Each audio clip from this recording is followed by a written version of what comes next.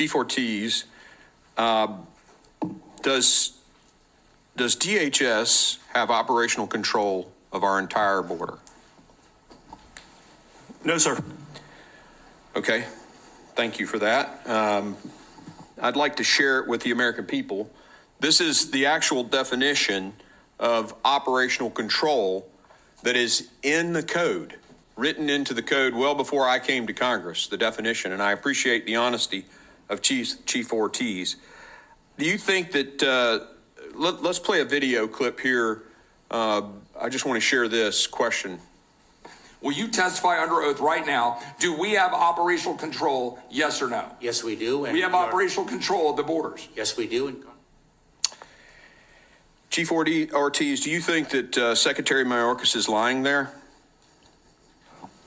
Sir, when you talk about operational control, about 10 years ago, we used operational control as a measuring stick of our effectiveness along the southwest border.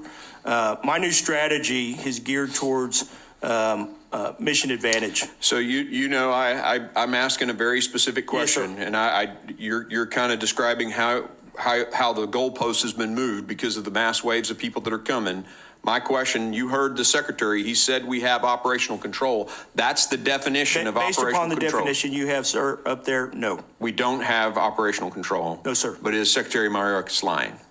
I didn't see the rest of the testimony there, sir. He was asked if we had operational control, and he said yes. I think it's either ignorance, which is unacceptable, or it's lying. 4.7 million alien encounters, 1.3 million gotaways, a record number of individuals on the terrorist watch list, a record number of criminal alien encounters, a record number of aliens with gang affiliation encounters, a record number of drug seizures. Do these numbers project confidence to the American people that DHS has operational control? I will tell you, I have confidence in the men and women that are executing the mission out there to the best of their ability. I appreciate We've seen across the southwest border 9 sectors, and out of those 9 sectors, 4 of them have significant resources. When you think about the double layer fencing, some of the surveillance technology, and then the amount of agents we deployed. But in 5 of those 9 southwest border sectors, we have seen an increase in flow, and that has caused a considerable strain on our resources and really has forced the Border Patrol to move agents and even migrants to some of the other areas. Yeah, I pointed that out in my statement too, that the cartels have figured out if they flood certain areas, you got to shift resources, and that's allowing them to have free reign. That, to me, is the cartels controlling the southern border. Does that? I mean, think about it. Think about it for a second, like you're a military guy, and that's the perimeter, right? Do the drug cartels have control of sections of the perimeter of the United States? I will tell you that in certain areas, the cartels control an awful lot on the southern border, south of the United States. Our men and women are out there. I just spent the last 3 days here in South Texas patrolling with some of our agents, and they're doing a phenomenal job of responding to traffic that's coming across that border. And that plays out across the entire southwest border. You and I both deeply respect the men who work for you.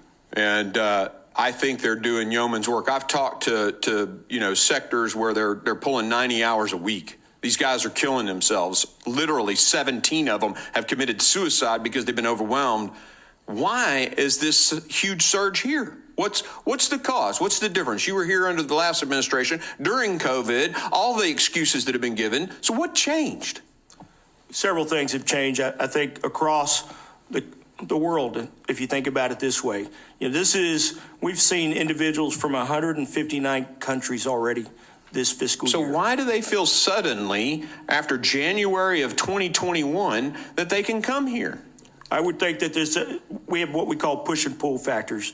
Some of those push factors are certainly going to be economic conditions in their host countries. Those were there before, yes, Chief. Sir. I mean, they were there before. Hurricanes happened in Central America before. What changed? I think as you look at the U.S. and what we're experiencing now with the economic conditions that we have here, when you think about the health conditions that we have here, we're in much better position than most of the countries that we're dealing with just to ourselves. I would assert to you that all that was there before January 21. The COVID was there before 2021. The economic challenges were there before 2021. I would submit to you that it's two things, and your sector chiefs have told me what they are. One, they're the policies.